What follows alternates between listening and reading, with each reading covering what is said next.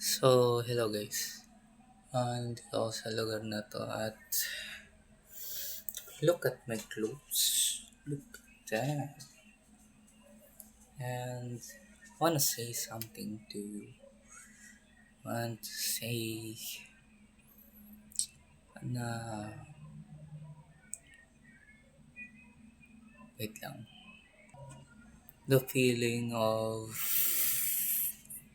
constant sadness and a feeling of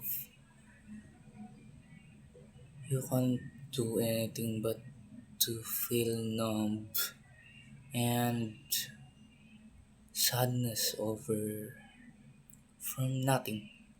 You just overconsumed by some things in life, and its end, you're so drained, lose energy, lose your emotion.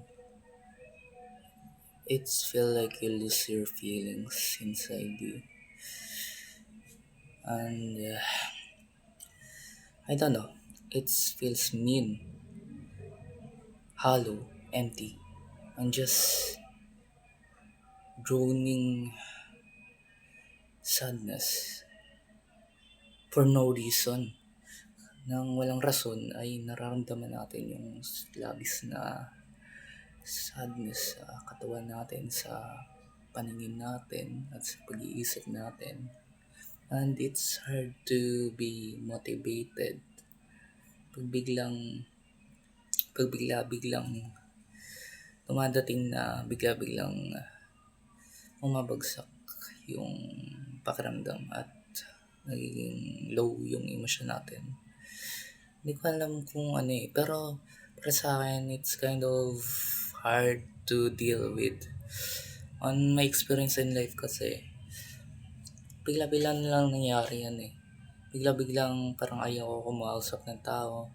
Bigla-biglang parang I'm not ready to act that way. I'm not ready to be bothered by anyone. I'm not ready to feel anything to any people. I don't want to feel so much of emotion that I can feel like I'm stressed by this feeling of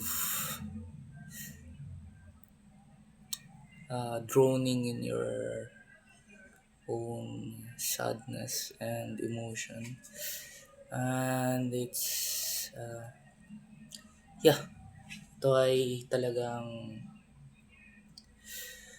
hindi talaga okay, promise guys. And I'm trying my best to cope to cope myself and to do something about it, trying to be strong, trying to solve my emotional limits and emotional state.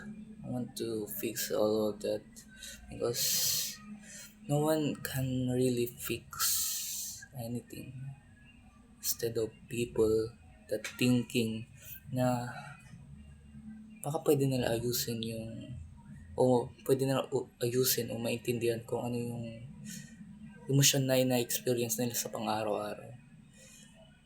I'm just being optimistic siguro na solusyonan yung problema ko psychologically at mentally. So, yun lang guys. Maraming salamat sa pakikinig at yun lang yung video natin ngayon. So, bye. At medyo madilim dito kasi yung light ay solar lang at hindi nagtitipid kami sa ilaw. So, bye.